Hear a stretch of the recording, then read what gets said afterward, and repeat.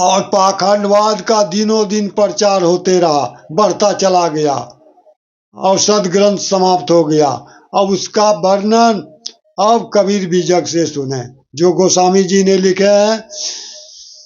हरित भूमि त्रिम संकुला, समुझी पराय नहीं पंथ, अजिमि पाखंडवाद ते लुप्त होई सदग्रंथ। हरि ओम तत्सत। अब रमेनी शब्द से सुने पाखंडवाद का वर्णन।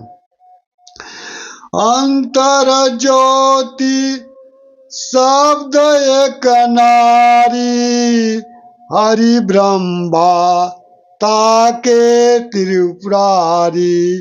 अंतर ज्योति शब्द एक नारी, हरि ब्रह्मा ताके त्रिपुरारी। ते तिरिये भगलिंग अनंता, ते उन जाने आदि अंता।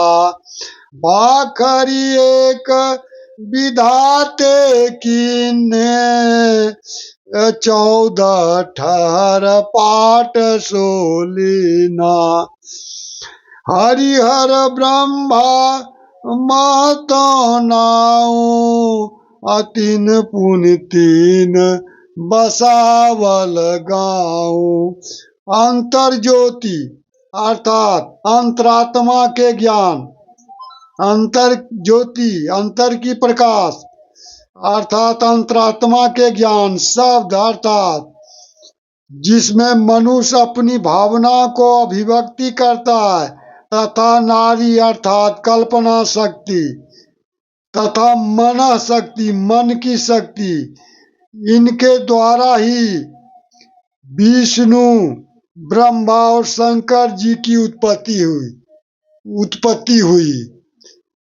आगे हम बता चुके हैं कि मन ही ये महाकाल है, काल निरंजन है, और ये काल निरंजन के ही पुत्र और आदि माया के पुत्र ब्रह्मा और विष्णु और महेश हैं, जिसे तीन देवता कहते हैं, जो तीन गुण के प्रतीक हैं। सतोगुण विष्णु, रजोगुण ब्रह्मा और तमोगुण शंकर जी के प्रतीक हैं। आदि माया से तीन गुण की उत्पत्ति हुई। आदि माया से प्रकृति देवी से तीन गुण की उत्पत्ति हुई। सतोगुण विष्णु, रजोगुण ब्रह्मा और तमोगुण शिव। यहीं से तीन गुण का प्रचार, तीन देवता का उत्पत्ति हुआ। इसलिए कबीर कह रहे हैं, तीन गुण की भक्ति में भव सागर में डूब गया संसार। कहे कबीर सतनाम बिनु कैसे उतरे पार।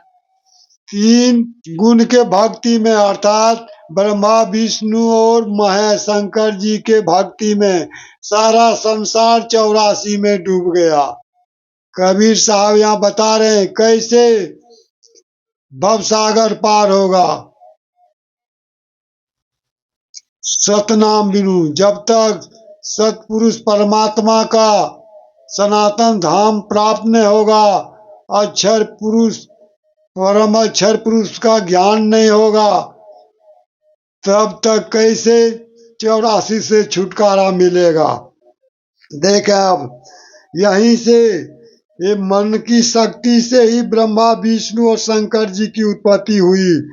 मनुष्य की इसी शक्ति से संसार की सृष्टि अथवा तथा अवस्था और प्रलय के निर्मित इन तीनों देवों की कल्पना हुई है।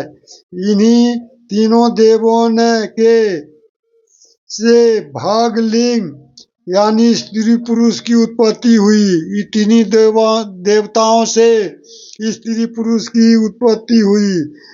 जो कि अनगिनत थे, किंतु वे अपनी जन्म और मृत्यु के विषय में अनभिज्ञ थे।